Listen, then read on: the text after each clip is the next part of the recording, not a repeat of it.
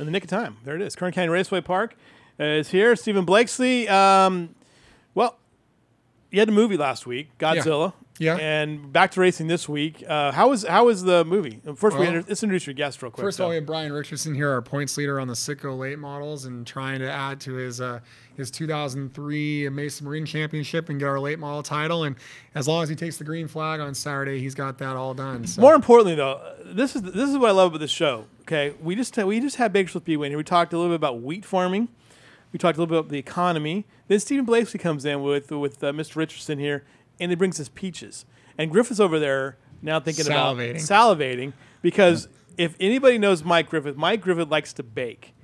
And are you going to make? Would this be a pie or a cobbler? That could be a nice cobbler. That's what I'm thinking. Cobbler would be good.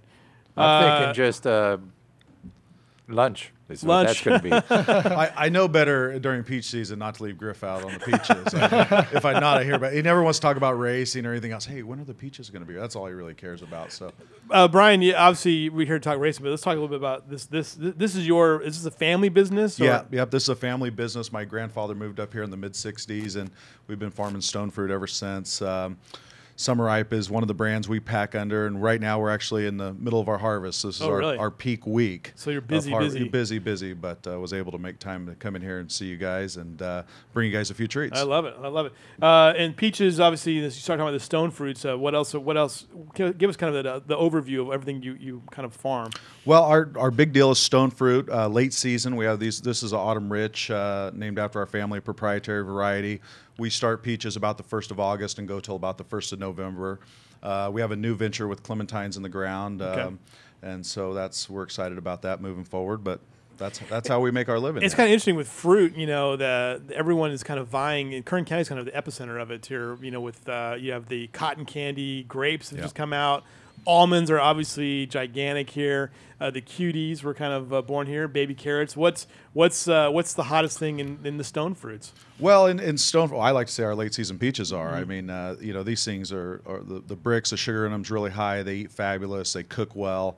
Like I said, this is a proprietary variety. Most of the stone fruit shippers are all finished now, so we have a little window to get in and snag some of that business. So we're shipping to quite a few stores across the nation exclusively and supplying them and just trying to make a living. Is it domestic business or do you have a little export? Both. I would say our company is probably in the neighborhood of 65% domestic and 35% export. We export a lot of fruit to Latin America, Mexico, and Central America. Interesting. Yeah, absolutely. Well, it's not really a hobby because racing. I mean, racing is a hobby, but it's also kind of a job too in its own right? Well, no, I wouldn't say. You have to have a good job to and able to be able to afford to race. But that's the economic part we were talking about earlier. That's the economical part. But no, I mean, racing has been in my blood. I mean, I went to Mesa Marine as a kid, woke up one day and decided to start racing out there, won the track championship in 2003. I didn't race a whole lot traveling after Mesa Marine closed 4 or 5 times, a couple of West races, a few late model races.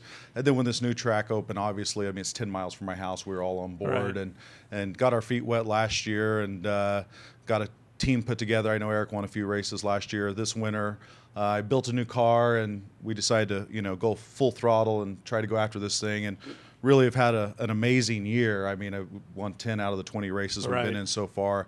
I've gave a couple away myself with my lack of driving ability. But, I got to let my cousin Eric win every now and then, just so he feels good about it.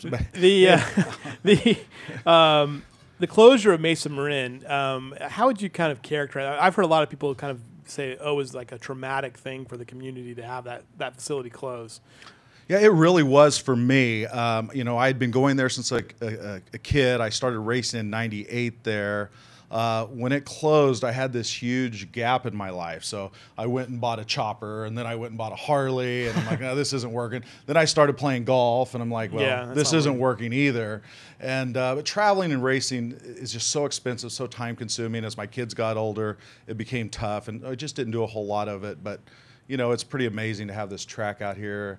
Be back to doing what we love. I like the big tracks, the half-mile tracks over the smaller tracks, so it really fits my driving style. And were you ever concerned? I mean, I know with Kern County Raceway Park, we had the start, and then the stop for a long period, and then James Vernon and everybody comes in and does this great job with this track. I mean, what was your kind of take on how that progressed? Well, I mean, when the track first started being built, we were all excited. Wow, we got this new amazing place that's going to be here to replace Mesa Marin. We thought there'd be a year or two gap. Then when that all died, we just sat there, and then rumors. Every year there was a new rumor. Every 6 months there was a new rumor, and we're going, okay, and we'd start to get excited. And then finally there was a point where we just weren't excited anymore because they were all rumors. And then when the rumor came around with James Vernon and then I know Charlie Beard got involved after James did, it got serious, and we're like, all right, let's start moving forward and putting our race team back together and see what we can do. And gosh, it was just really fortunate. We Steve Bolderoff, Rip Michaels, we got Bill Beam on our team. My brother Clint helps me. Miraculously, we had just this great group of guys come together to be a part of our team. We stressed, hey, we're going to go out here and have fun. We want to win. We want to go fast, but let's go have fun. That's number one. That's what we're spending the money. There's no reason to go out there and be miserable. Right. And so, man, we've had a blast. We've won a lot of races, and now it looks like we're going to wrap up a championship. And let's talk about that. What can we expect this weekend? Well, this weekend is our race against cancer, and we've got a couple different groups we're working with. I know Brian has a few props here on that. The American Cancer Society and the Making Strides group, they've been selling tickets for us. Also, Camp Out Against Cancer and the Kern Cancer Fund has been selling tickets for us. So both those groups have been helping us out, and they are getting some fundraising out of that. We'll be crowning a champion in the Citgo lubricant late models. It's going to be Brian, as long as, like I say, you just got to take the green flag. The Super Stock, Perrin Kustra, the Milkman, another farmer, he's going to put that deal to bed. The Legends cars, we still have a few races to go, but Brandon Weaver could claim that title this weekend. Bandoleros, your favorite class, Lewis. Yes, love it. Tyler Bannister. I'm kind of leaning towards the Legends. I keep seeing it on map. Well, TV. That's where Bannister's heading. I know. And he's already got the Bando title wrapped up, and then of course the 911 series. We'll have Jack FM out there. The Model A's will be out there. Will Shafter win the title? That deal's not over. That's a page one story. Hey, that's right Shafter and Bakersfield PD are only 6 points apart, and that deal's going to go down to the wire. Yeah, you need to bring them in here. Yeah, we'll make that happen. We need for to the November show. Yeah. We have the big 90-minute November. Yeah, they get their finale is on the sprint car night, so we're putting them on a big spotlight, just letting them rip. So we'll tie down the walls and get ready for them. That gives you all year to fix the cars. Fall shootout is that's coming up it's November, right? Halloween weekend, right? And that's going to be a 100-lap race, 5,000 to win for the Citgo, and 10,000 to win for the Tour. So I know it's not an October Classic, but we'll get there. Yeah, the October Classic, I get a lot of grief from my cousin and a few other people. I let that race slip away from me 2 times. It's the one thing I never won at Mesa Marin. Last year in the inaugural one out here, my cousin got it because I destroyed my car Friday night in practice. We had a broken wheel. So, if we get through this weekend, don't have any issues, I can guarantee you that thing is marked on my calendar. All right. Taking a look at some of the cars. This is all Ricky Bassman photos, right? Oh, yeah. I think I own some money, by the way. Notice the 44 is ahead of the 4 there. I guess he's letting Eric lead. The last race he was out, I had to let him win one. I think his morale was down, and I had to get, So, but anyhow. Brandon Weaver, the legend. Shorty. Yeah, but he's been having a great year. He is formidable, though. Yes, he is. And Tyler Bannister in the Bandos. And what is going on in this picture here? I have no clue what's going on. There's all kinds of people there. We have some crew. We have my kids, my mom, my wife. Everyone's in this picture. Greg Zott's in there for some reason with his suit on. I'm not sure why. He just invite everybody down. Who's the best painter around, great tire guy. So, we've got a good crew. And it's a fun group of guys. I mean, I've raced before and showed up with different teams I've ran for and not had a lot of fun. And this is a great group of guys. And one thing we're going to be doing also with this breast cancer awareness, we're going to be putting hot pink numbers on the car to kind of support it. And hopefully my father-in-law is real involved with the American Cancer Society. And I know they have a deal here where you can get a pink shirt and a ticket for $25 at the American Cancer Society. Wow. So if you're interested, I think there's another day or two left to go down and buy those. Help support. The track's been gracious enough to put some of that money back in the American Cancer Society's pocket. So we want to help all we can. I think everybody at some point in their life has been affected by cancer. So we want to give back there where we can. I think too many people have been affected by cancer. Yeah. You know? Oh yeah. Well, do you have some pink on your car?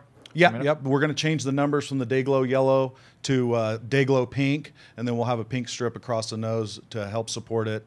I know my mother-in-law is a breast cancer survivor. My mom currently has multiple myeloma, and so you know, everyone is affected at some point. So it's really great how the businesses, racers, everyone is, you know, to help donate and right. fight for a cure. Yeah, because you're right. Because everyone, you know, there's hardly anybody in this world that I know that has not been impacted by cancer. You know, my wife's family's been impacted by it terribly. So yeah, my father survived it 3 times. Yeah, so it's really. He looks great too, by the way, because he's been here and it was good to see him. He visited us a few weeks ago.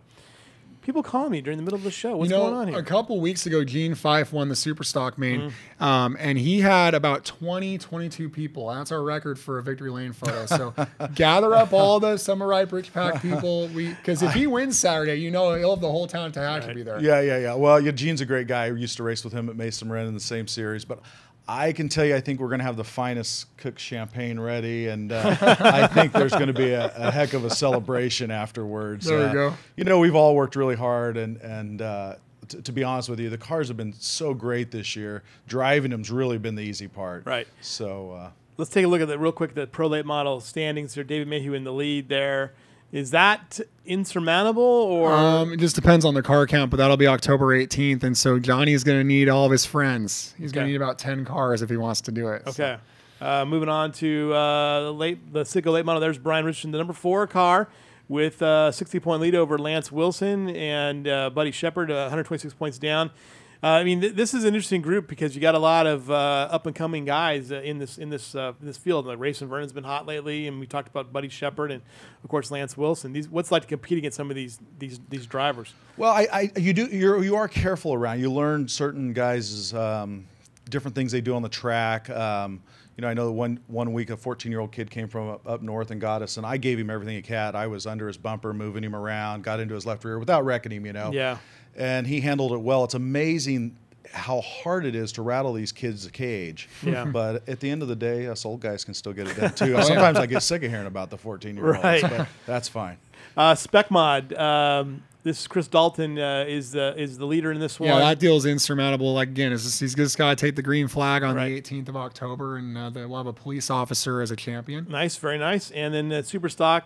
The Milkman. Milkman. Oh yeah. He will win this one, Perrin Kustra over Gene Fife. And in the mini stock, Randy Smith with a 28-point lead over Terry Pettit. Stacey Evans is there with 38 points back. And in the legend, Brandon Weaver with a 28-point lead over Eddie Guerrero. Now, these guys have had some great battles, though. Well, and this is a wild card because that event on the fall shootout is a points race for them. It's not for the Sitco cars, but it is for the legends. They're racing April at 17 cars. So if they got that big car count, Weaver would still have to mind his P's and Q's. So this one's not over quite yet. And then here's another name we mentioned before, Anthony Balcazar in the 17 car. He's got a 16-point lead over Jeremy Clark. He's won the track championship at Bakersfield Speedway, going for the sweep. Yeah, well, he'll also try to win Santa Maria as well. Oh, really? So he's going to try to do the triple.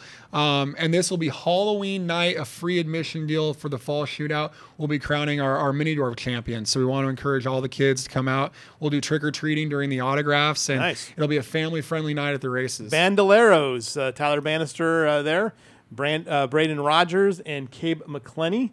And junior mini dwarf Bailey Thompson was the leader with a slight lead over Kiersey Jung. The girls leading the way here. Yeah, it's 4 of the 5 are girls. Unbelievable. Yeah. So that's good to see too with the young ladies in there. It's amazing. Griffith, again, have you thought more about these peaches?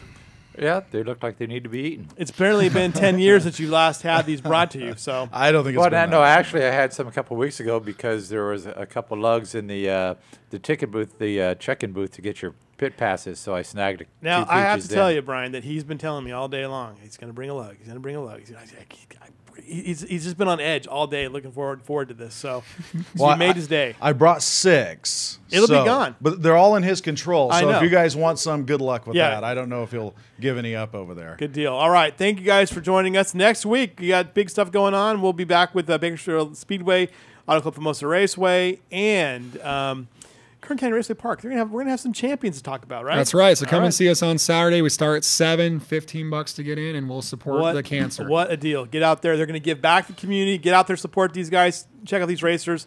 See a champion. Have a peach, too. We'll see you guys next week.